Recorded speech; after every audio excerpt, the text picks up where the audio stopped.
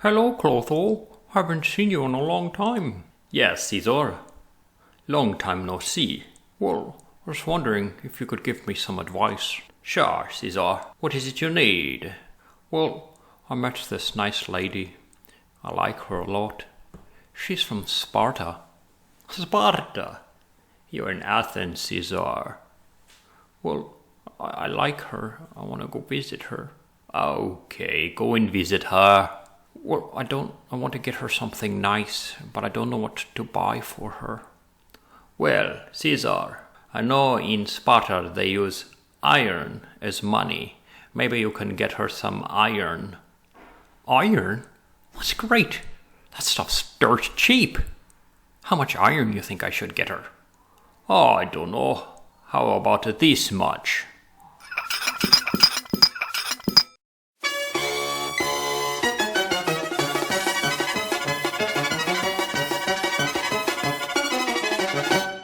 Hello and welcome to CEAZOR's Snack Sandwich. Today we're on Polygon taking a look at Iron Finance. Now the website's Polygon here. You put polygon.iron.finance.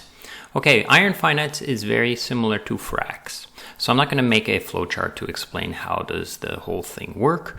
If you want to watch the Frax and the Frax video I made, you can check that out at the end of this video. I'll make a card to that, and it'll explain how this token works, which is quite similar, but there is some unique features to Iron Finance that I will highlight in this video.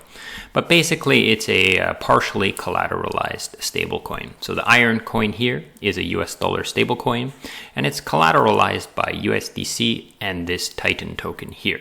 So there's a different ratio. It kind of fluctuates, depends on how much and so forth. So watch that other video on Frax and you'll get a better understanding of how this works. But let's go through the website here and talk a little bit about Iron Finance. But before I go through all these little tabs and talk about things, and there is something that I do have to highlight. Iron Finance was affected by the hack of Value DeFi on Binance Smart Chain. So unluckily for them, they happen to have had liquidity provided on Value DeFi, and Value DeFi was hacked quite substantially, and they lost quite a bit of liquidity to that. Now the Iron Finance protocol had no issues. It was just unluckily that they had chosen an AMM that was hacked. Okay, so here they've changed their ideas, they've changed their thought about using this kind of Value DeFi and so forth. And on Polygon now they're using SushiSwap, so you can use SushiSwap to swap between the tokens, and you can also use QuickSwap. QuickSwap is kind of like a fork of Uniswap here on Polygon. It's quite popular. Okay, so you have these two choices now, and I believe that they're both pretty safe. I personally use SushiSwap because I just like it so much more, but you can use QuickSwap if you prefer that. So over here, so let's go through this quickly. So the first thing is, if you want to go to the bank in order to mint some, if you want to mint some instead of just buying them here, you can come here with your USDC and some Titan and you can mint it. Now you can see that it's asking for 76% USDC and 23% Titan. This is basically the same way that that Frax works. Like there's a collateral ratio. It doesn't really display the collateral ratio. It just tells you right here how much of this percent and how much of this you need. Okay. Now you can use this button here and flick it over. And then basically what it's going to do is it's going to use some USDC to buy some Titan and still do the same thing that's happening here, but it's kind of like a zap. Okay. So you would then, put in some USDC, put in some Titan, and you would get some iron out of these two tokens. Okay, now this is where it changes. In the redeem, when you want to redeem some iron back to USDC, you can see the percentages are slightly different. See, 76 to go in, and to come out you will get 85%. So there's some crazy math about this. If we go to the documentation, so here's the math right here that you would have to basically try to understand and go through and figure it out. I'm sure you can if you really want to, but I think it's good enough to just understand that when I redeem, the value is going to be different than when I mint.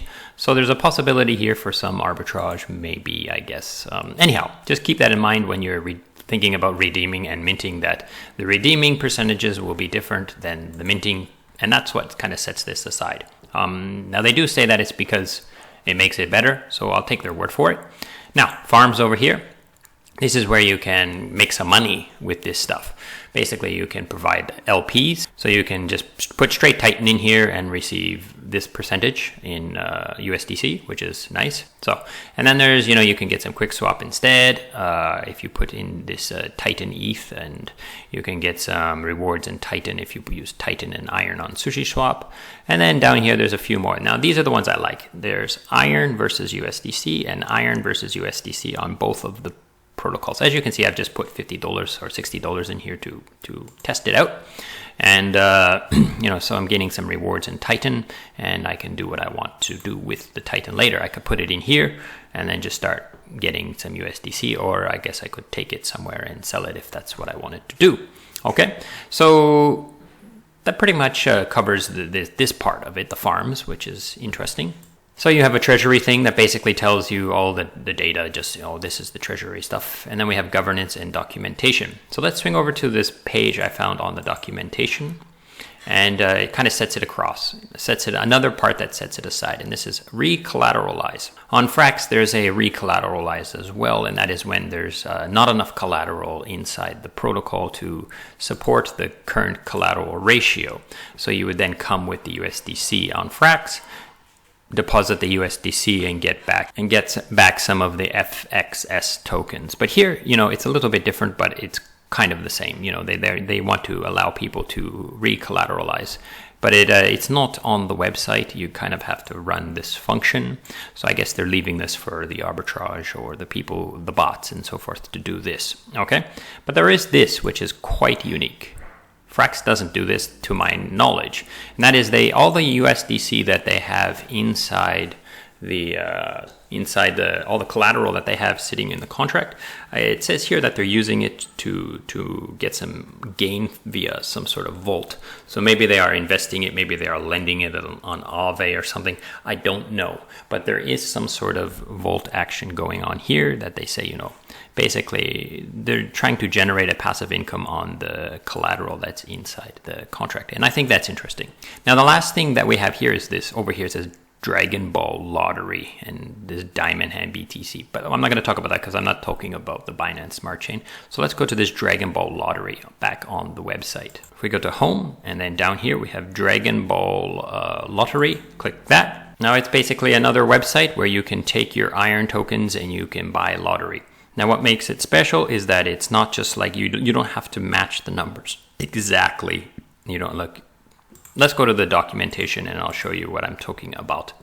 So here it says, for example, like if you were to have chosen these numbers, 1, 2, 3, 4, and a +5, which is the magic number, and this came out, then you would still win the jackpot. Whereas other lotteries, you have to match 1, 1, 2, 2, 3, 3, 4, 4, 5, 5. So here, but there's probably a lot more numbers to choose from. So you can buy some lottery tickets with your Iron if you want, and you can perhaps win some jackpot.